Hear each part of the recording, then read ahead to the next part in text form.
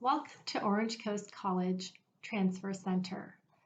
Today we're going to take a look at the CSU Transfer Application Series Part 7. We'll be focusing on Quadrant 3 of the application, Supporting Information. Let's go ahead and get started. Now that we have reached this third quadrant, Supporting Information, we'll talk a little bit about what is housed in this particular area. So if we take a closer look at this next box right here, you'll see two blue tabs. One will say Associate Degree for Transfer, and the other will say Educational Opportunity Program, EOP. I do want to take a minute and clarify, only those applicants who have applied as an Associate Degree for Transfer, which means they are applying with an AAT or an AST on the CSU application, will have this ADT tab appear. If you are applying as a regular transfer applicant, you will not have this ADT tab, so you'll only be dealing with the EOP information right here. And in reference to the Associate Degree for Transfer, once we click on that tab, we're going to be asked a couple of other questions, clarifications for this particular area.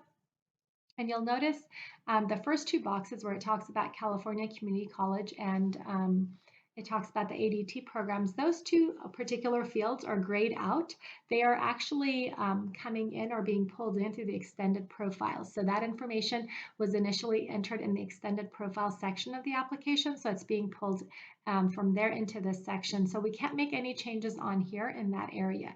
If you do need to make any changes, if you put in the wrong community college or the wrong ADT program, you'll need to go back to the extended profile section and make the change there, and then it'll update it on this section.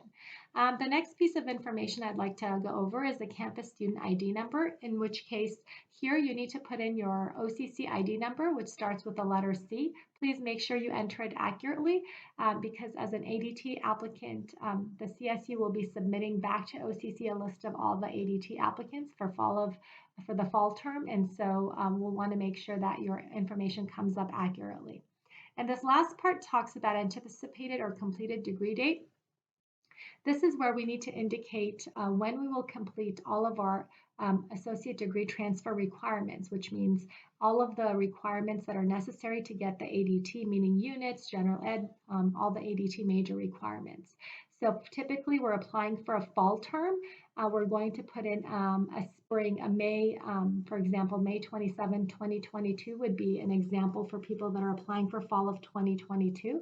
If you're applying often for a spring application cycle, then typically your ADT requirements have to be completed by the end of a summer term. So it just depends on which cycle, but they're looking for when you will complete all the degree requirements. Okay, let's go ahead and make sure that we also quickly address the links up here. We talked a little bit about the extended profile. You can link back through this particular site. And then there's also the Application Help Center, which will give you more information on all of this. And the next tab here on the supporting documents page, supporting information page, is the EOP, the Educational Opportunity Program. And this program is designed to provide additional resources and services and access for our low-income, first-generation, historically disadvantaged students. And so if you want more information on this particular program, the CSUs have devoted their website to provide you with more information, and I'll show you that in a minute. There's also additional information on the Application Help Center as well on this particular program. And then if we take a look here, if you are interested in applying for EOP, of course you need to make sure you check the individual CSU campus that you're applying for the EOP. You need to complete the appropriate questions, and then sometimes the deadlines for the EOP application are different than the actual CSU application, so you need to check that on the website. Also, making sure that you submit 2 letters of a recommendation for the EOP are also very important.